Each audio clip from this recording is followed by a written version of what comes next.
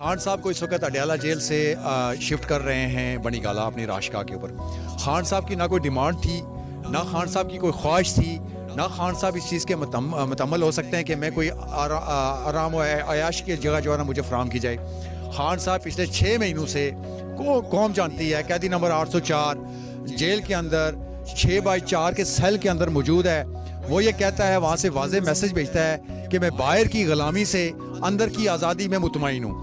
قوم نے جس طرح 8 فروری کو نکل کے اعتماد کا اظہار قیدی نمبر 804 کے اوپر کیا، پاکستان کی سیاسی تاریخ اس چیز کی غماز ہے کہ اس طرح کبھی بھی کسی سیاسی جماعت کو اس طرح کا مینڈیٹ حاصل نہیں ہوا.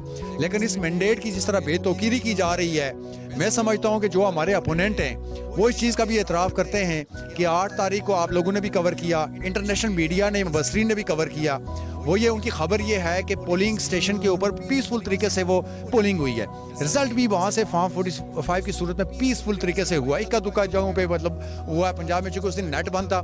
شرمناک واقعہ یہ ہے کہ پاکستان کے ادارے جو جن کے انڈر جو ہے نا یہ الیکشن کنڈکٹ ہو رہا تھا، بجائے ان کی کوشش یہ ہوتی کہ ٹرن آؤٹ اوپر جائے، نیٹ کی سہولت فراہم کرتے، فون کی سہولت، چونکہ خود انہوں نے ویب سائٹ کے اوپر کہا تھا کہ 8300 پہ آپ ماریں گے شناختی کارڈ تو آپ کو پولنگ اسٹیشن کا پتہ چل جائے گا. بجائے اس کی کہ معاونت کرنے کے، الیکشن کمیشن نے یہ کیا کہ نیٹ ہی بند کر دیا، فون کو شٹ ڈاؤن کر دیا. اور جو لوگ بہت سارے ابھی تقریباً 20 سے 25% لوگ ایسے تھے جو پولنگ ڈے کے باہر نکلے، شناختی کارڈ لے کے آئے، لیکن نیٹ کی سہولت نہ ہونے کی وجہ سے وہ ووٹ کاسٹ کرنے سے محروم ہوئے. تو یہ سارا الزام الیکشن کمیشن آف پاکستان کے اوپر جاتا ہے. سلیکشن کمیشن راجہ اسکندر سلطان صاحب جو یہ کنڈکٹ کر رہے تھے، ڈے فرسٹ سے ہمیں ان کے اوپر عدم اعتماد تھا. یہ انتہائی انکیپیبل بندے ہیں. ان کا جو الیکشن کمیشن ہے انتہائی انکیپیبل بندہ ہے.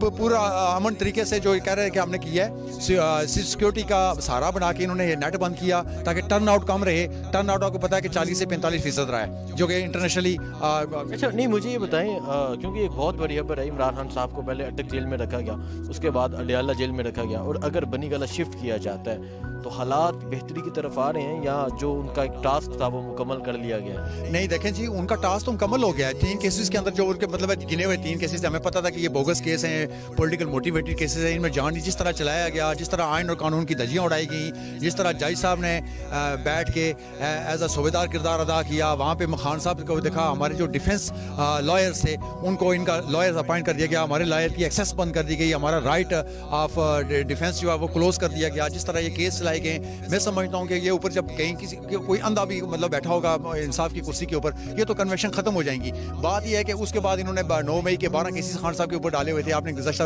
دنوں میں دیکھا کہ وہ 12 بیلیں بھی خان صاحب کی ایکسیپٹ ہو گئی ہیں. اب ان کے پاس آپشن ہی کوئی نہیں ہے، چونکہ اب انٹرنیشنل میڈیا چیز کو کور کر رہا ہے کہ خان جیل کے اندر رہتے ہوئے 3/4 سیٹیں لے چکا ہے. لیکن یہ پاکستان تحریک انصاف کے منہ پہ ہڈی ڈال کے خاموش کرنا چاہتے ہیں. جی 93 سیٹیں آج انڈیپینڈنٹس کی ہو گئی، ان پہ بھی یلغار. میں سمجھتا ہوں کہ سپریم کورٹ کو سوموٹو ایکشن لینا چاہیے، پٹیشن اس کے اوپر لینا چاہیے ایکشن، تاکہ یہ جو بڑھنی لگنے لگی ہے یہ سپریم کورٹ کی وجہ سے لگے گی. اور یہ آئین اور قانون کا جو جس طرح انہوں نے ماضی میں جو دیا ہوا ہے ان کے ووٹ کو روکیں. انہوں نے اپلائی پاکستان تحریک انصاف کے فارم کے اوپر کیا ہوا تھا، جس طرح رات کی تاریکی میں لوگوں کو اٹھا کے اغوا کر کے وفاداریاں تبدیل کروا کے کسی اور جماعت میں شامل کر رہے ہیں. دوسرا میں آپ کو بتاؤں کہ جہانگیر ترین جو انہوں نے پارٹی بنائی تھی، 2 پارٹیاں بنائی تھیں، ایک پاکستان تحریک انصاف پارلیمنٹری جو پرویز خٹک تھا، اور اسی طرح جہانگیر ترین تو بڑھ گیا بھائی.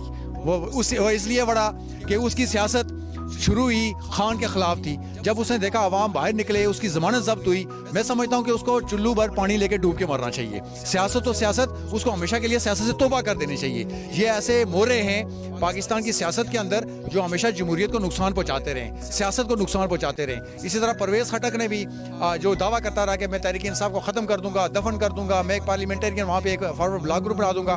آج پتہ چلا کہ اس کا بوریا بستر ہی گول ہو گیا ہے. اس کی سیاست ہمیشہ کے لیے وہاں خیبر پختونخوا کے عوام نے ختم کر دی ہے. خان صاحب کو اس وقت اڈیالہ جیل